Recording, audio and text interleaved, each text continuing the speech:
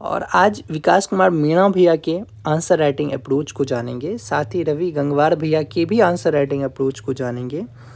आपको बता दूं कि विकास कुमार मीणा भैया 2023 में सिविल सेवा परीक्षा में उत्तीर्ण हुए थे, यूपीएससी परीक्षा में, और रवि गंगवार भैया भी उसी लिस्ट में उसी ईयर उत्तीर्ण हुए थे।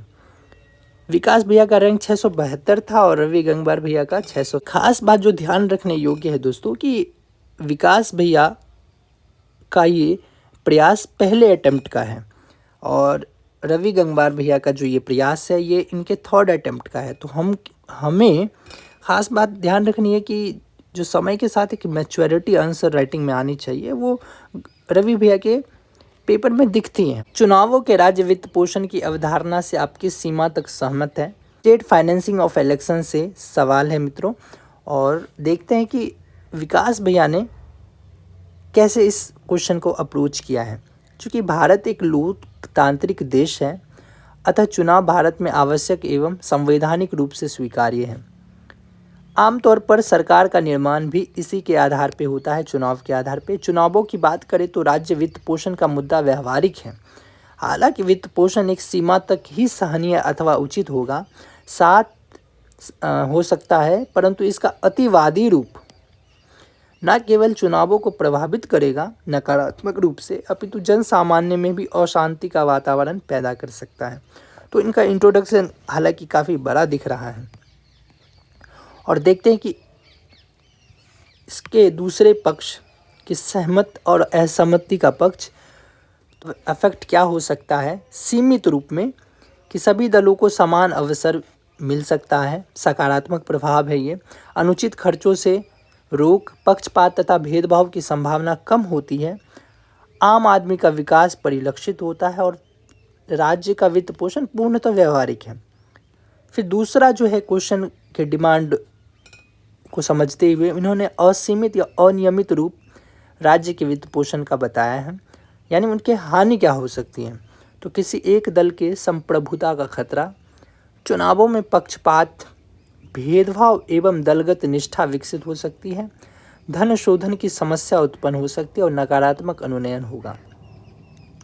तो बहुत ही शॉर्टली लिखते हुए, टू द पॉइंट लिखते हुए ये कंक्लूड कर रहे हैं बातों के कि उक्त संदर्भों में चुनाव में राज्य वित्त पोषण निश्चित सीमा के साथ सभी दलों हेतु समान रूप से होना सकारात्मक रहेगा।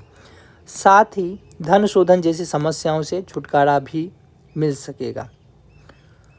तो ये विकास भैया का अप्रोच था, ये इनका पहला प्रयास था।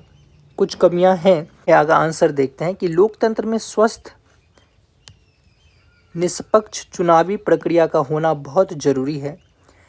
इस संदर्भ में पारदर्शिता वहनीयता बढ़ाने हेतु राज्य वित्त पोषण का मुद्दा चुनावों में कई बार उठाया गया है। तो ये भूमिका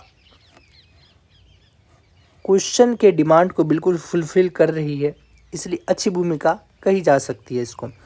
साथ ही इसके पक्ष में और विपक्ष में भी ये तर्क देते हैं। तो पक्ष में स्टेट फाइनेंसिंग ऑफ इलेक्शन के क्या क्या हो सकता है, तो वो देखते हैं कि पहला तर्क है इनका कि राज्य वित्त पोषण से गरीब तथा योग्य प्रत्याशी की भी चुनाव लड़ने में सक्षम हो पाएगा।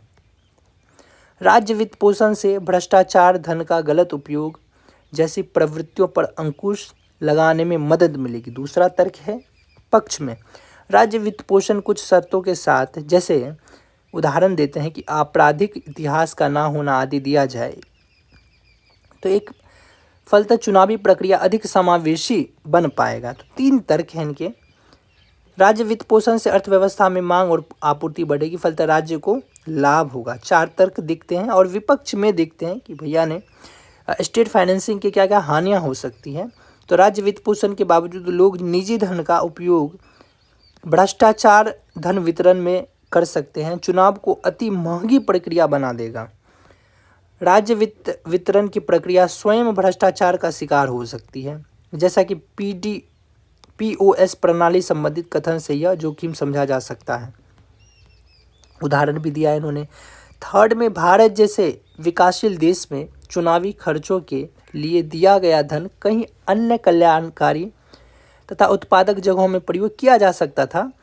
तो ये तीन तर्क हैं राज्य वित्त पोषण की हानियों को लेकर के, जो कि बहुत ही आसान शब्दों में इन्होंने और उदाहरण के साथ लिखा है। कंक्लूड करते हैं कि इस प्रकार मेरा मानना है कि यदि राज्य वित्त पोषण को चुनावों में लागू किया जाए तो उसे एक स्वतंत्र समर्थ चुनाव आयोग के निर्देशन में पारदर्शिता के साथ लागू किया जाए, अन्यथा नहीं। बहुत ही स्ट्रेट फॉरवर्ड है और क्लैरिटी के साथ इन्होंने आंसर को लिखा है। जैसा कि कमेंट में भी पढ़ सकते हैं कि आपकी विषय वस्तु की समझ ठीक है, उत्तर या आपने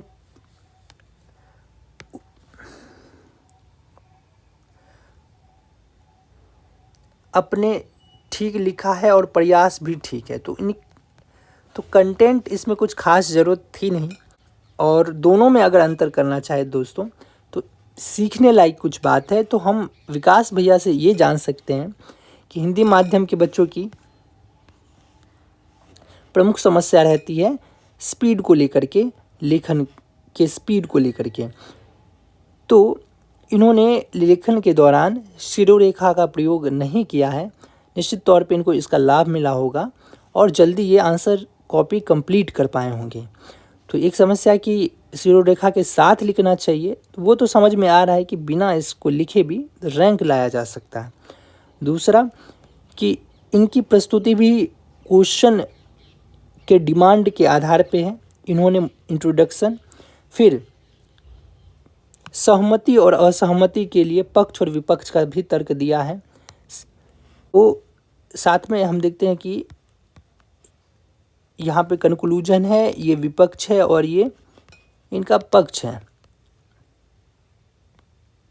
उसी तरफ हम रवि भैया का पेपर देख रहे हैं, जहाँ पे इनकी भूमिका बहुत शॉर्टेड है।